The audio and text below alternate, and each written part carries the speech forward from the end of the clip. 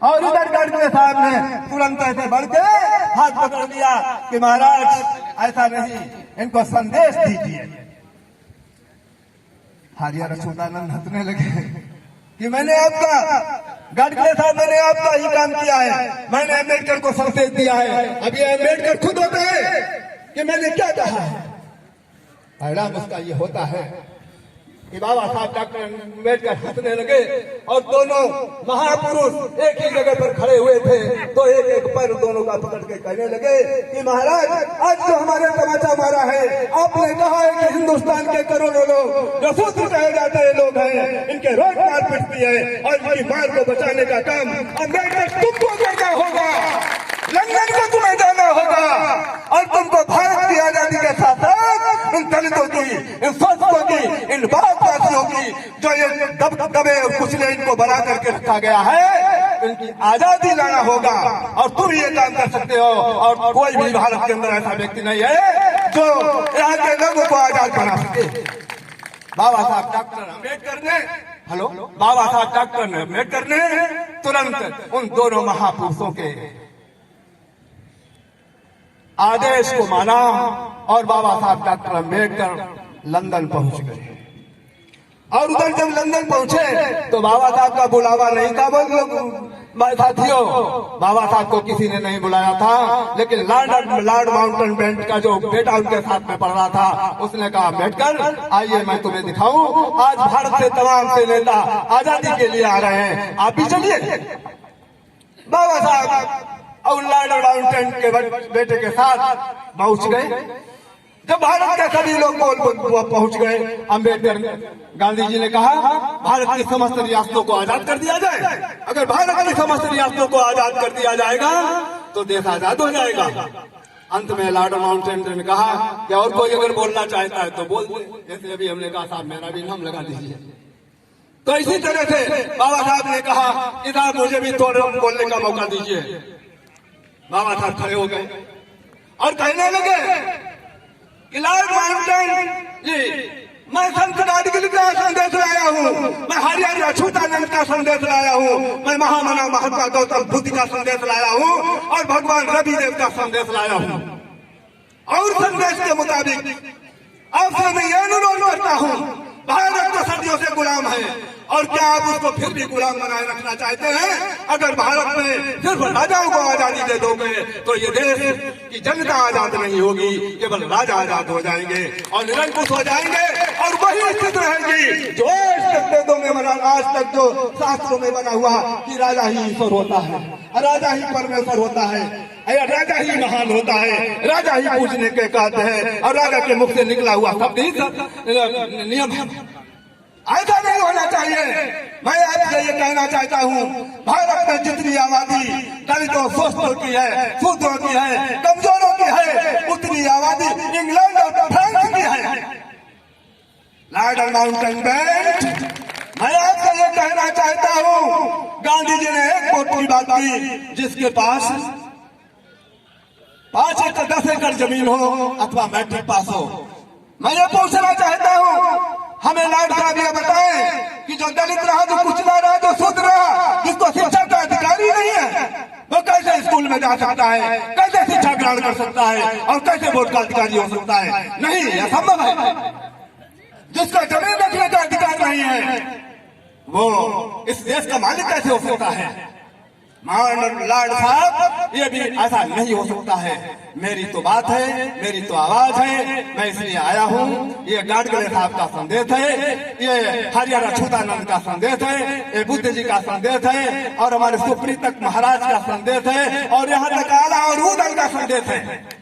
आला और उदल का संदेश ये था कि जब जो नहीं मानेगा तो खून की नदियां बहेंगी और जबरन हम उस आजादी को हासिल कर लेंगे। इसलिए लॉर्ड साहब आप समझ लीजिए, भारत की 10 करोड़ जनता अगर आला और उदल के सिद्धांत पे चली गई तो आप समझ लीजिए भारत में खून की नदियां बह जाएंगी और ये गांधी जी का सपना जो सिर्फ यहाँ के राजा लोग ही अर्थात ये वर्ण व्यवस्था बनी रहे, ये व्यवस्था बनी रहे, इसके ऊपर तो सारा बात हो जाएगा। इसलिए अगर भारत में आप शांति चाहते हो, भारत के प्रत्येक जन को अधिकार देना चाहते हो तो आपको प्रजातंत्र लाना होगा, तो आपको ये राजतंत्र खत्म करना होगा और संपूर्ण भारत के लोगों के बीच में कोई भी व्यक्ति, कोई भी राजा मां के पेट से नहीं होगा, लेकिन राजा अगर बनेगा तो पायलट बॉक्स से बनेगा। यह संदेश था हमारे बाबा साहब डॉक्टर अम्बेडकर का। गांधी जी ने देखा तो गड़बड़ हो जाएगा, लेकिन धन है कोल्हापुर नरेश, धन है बड़ौदा के गायकवाड़, धन है बीकानेर के नरेश और भी तमाम से लाहौर के नरेश। इन्होंने कहा शाबाश डॉक्टर अम्बेडकर, तुम ही ऐसे हो जो भारत में दलितों के, कमजोरों के, शूद्रों के, वंचितों के, सर्वहारा के और मजदूरों के नेता बन सकते हो, और कोई मुझे नहीं दिखाई देता है। आज तुम भारत के सभी के नेता हो और हम लोगों ने ऐलान कर दिया। तो बाबा साहब डॉक्टर अम्बेडकर ऐसे ही महान नेता नहीं बने थे। अंत में हुआ ये, जब ये भारत आजाद हुआ, और भारत आजाद होने के बाद क्योंकि हमारे मुख्य अतिथि आए हुए हैं और भी, तो हम अपनी बात को जल्दी खत्म करेंगे, वैसे तो हम बोलते रहेंगे सुबह से शाम तक। तो ऐसे में बाबा साहब ने कहा, जब वो असेंबली में पहुंचे, लेकिन यहाँ भी एक गड़बड़ हुआ था। जब बाबा साहब डॉक्टर अम्बेडकर असेंबली के चुनाव में लड़ने के लिए खड़े हो गए, तो उस समय कांग्रेस सरकार ने बाबा साहब को हरा दिया, लेकिन यहाँ की मुस्लिम लीग थी, उसने बाबा साहब डॉक्टर अम्बेडकर को चटकाव से खड़ा करके और असेंबली में भेज दिया। जब नेहरू जी ने कहा कि भारत का संविधान कैसे बनेगा, तो लॉर्ड साहब ने कहा कि एक ही व्यक्ति है। आप ये देखते हैं कि पूरे भारत में जो प्रजातंत्र लाने वाला सिर्फ एक ही व्यक्ति है, डॉक्टर अम्बेडकर, और वही इस भारत का संविधान बना सकते हैं और कोई नहीं। इसके लिए चलिए मैं आपको परीक्षा कराता हूँ। हुआ रात का समय हुआ, नेहरू जी और लॉर्ड माउंटबेटन से हराब गए, तो सबसे पहले जिन्ना के पास पहुंचे। देखा जिन्ना सो रहे हैं। लोगों ने कहा साहब अभी नहीं मिल सकते हैं, सो रहे हैं। उन्हें ठीक, मैं चलता हूँ। जब वो गांधी जी के पास गए तो वहां भी पता चला कि सो रहे हैं। जब बाबा साहब डॉक्टर अम्बेडकर के पास गए, उस समय जब उनको मालूम हुआ, बाबा साहब ने तुरंत कलम को रख दिया अपनी और दीपक को बुझा दिया और दूसरा दीपक जला दिया। लॉर्ड साहब ने देखा, नेहरू जी ने देखा कि साहब आपने ये ऐसा क्यों किया कि आपने एक दीपक जला दिया और एक दीपक कैसा? मैंने इसलिए किया कि ये दीपक जो जलता है वो शासन से पैसा मिलता है, इसलिए मैं उतने वक्त तक जलाता हूँ जितने वक्त मैं शासन का काम करता हूँ, सरकार का काम करता हूँ। और जब मेरा काम होता है तो मैं अपनी मेहनत और कमाई का पैसा लगा करके मैं दीपक जलाता हूँ, ताकि मैं किसी की कोई भी किसी प्रकार की छल कपट की पूंजी या पैसा हमारे काम में ना आए। बाबा साहब डॉक्टर अम्बेडकर ने इस तरह से अभी बोलते तो मैंने बताया कि बोलते रहेंगे लगातार, क्योंकि घंटों हम मिशन का संचालन करते थे। हमारे BL वर्मा जी जानते हैं अच्छी तरह से, और हमारे रामचंद्र जो ये यहाँ के क्या नाम गोसाईगंज के हैं ये भी जानते हैं, और भी हमारे जो पूर्व नेता हैं वो सभी लोग जानते हैं। इसलिए मैं आप सभी लोगों से ये अनुरोध करूंगा कि आप हम इन सभी को टाइम दें और अपने अतिथि महोदय को टाइम दें, और आगे आप वक्त अगर मिलेगा अगर फिर दोबारा बुलाएंगे तो फिर मैं आ सकता हूँ। जय भीम, जय भारत। बोलो जय भीम, जय भारत। बाबा संत गाडगिल साहब की जय हो, अमर रहे। बाबा हरिहर अच्युतानंद की अमर रहे। और चलते चलते मैं एक बात और कहना चाहूंगा। मैंने एक चीज को ये देखा है कि आज भारत के ही नहीं सारे विश्व के लोग कहते हैं कि अमेरिका महापावर है, सुपर पावर है, ब्रिटेन सुपर पावर है, रसिया सुपर पावर है। लेकिन मैं कहता हूं कि पूरे संसार में अगर किसी ने क्रांति की तो आपने की है। रसिया में क्रांति की लेनिन कौन था? वो तुम्हारे ही बीच में था। अगर इब्राहिम लिंकन ने क्रांति की कहा, इब्राहिम लिंकन ने क्रांति की अमेरिका में, वो भी मोची जात का था।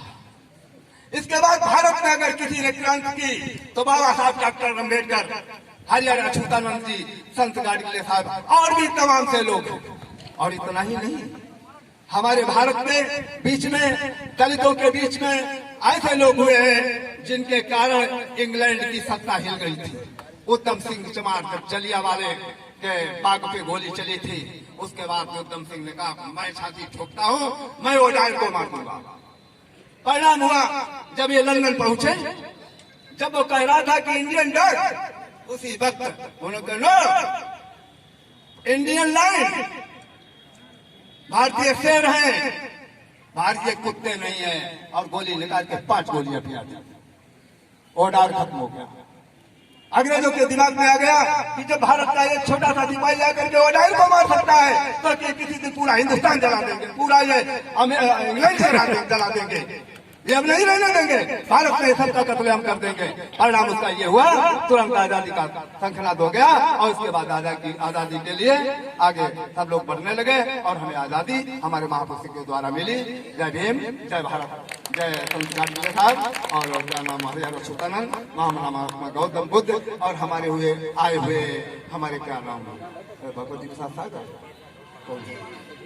भगवती प्रसाद सागर मंत्री जी रह चुके हैं, सभी तो है ना, विधायक, हाँ विधायक है। मैं आपको बहुत पहले से जानता हूँ, क्योंकि आपने, हाँ थोड़ी सी बात ये मुझे याद आ गई कि तो इस तरह से भैया ने आपको अच्छी तरह से जानते, क्योंकि लाहौर में आपने बहुत बड़ा काम किया है। वहाँ पर हमारे भीखालाल थे और मिठू लाल थे, आप अच्छी तरह से जानते होंगे। और हमारे इसी बीच में एक बात और कह दूं आपके बीच में, हमारे संत जी महाराज लालदास कन्नौज के जसौरा के हैं, जिन्होंने गाडगिल साहब की मूर्ति पहली बार जसौरा में स्थापित की। उसका कारण था कि जब हमने देखा, हम और महाराज जी दोनों बैठे, किसी स्थान की व्यवस्था कैसे की जाए, तो हम लोगों ने विचार किया कि संत गाडगिल जी की मूर्ति कोई स्थापना की जाए, क्योंकि चारों तरफ से बहुत जबरदस्त दबाव पड़ रहा था, और हमने लोगों ने बखूबी वहाँ मेहनत करके वहाँ की व्यवस्था को बनाने और बढ़ाने के लिए आगे पूरी और मेहनत की, और उसका आज परिणाम है कि संत गाडगिल जी की मूर्ति संत गाडगिल जी के नाम से आश्रम व्यवस्थित कर दिया। जय भीम, जय भारत।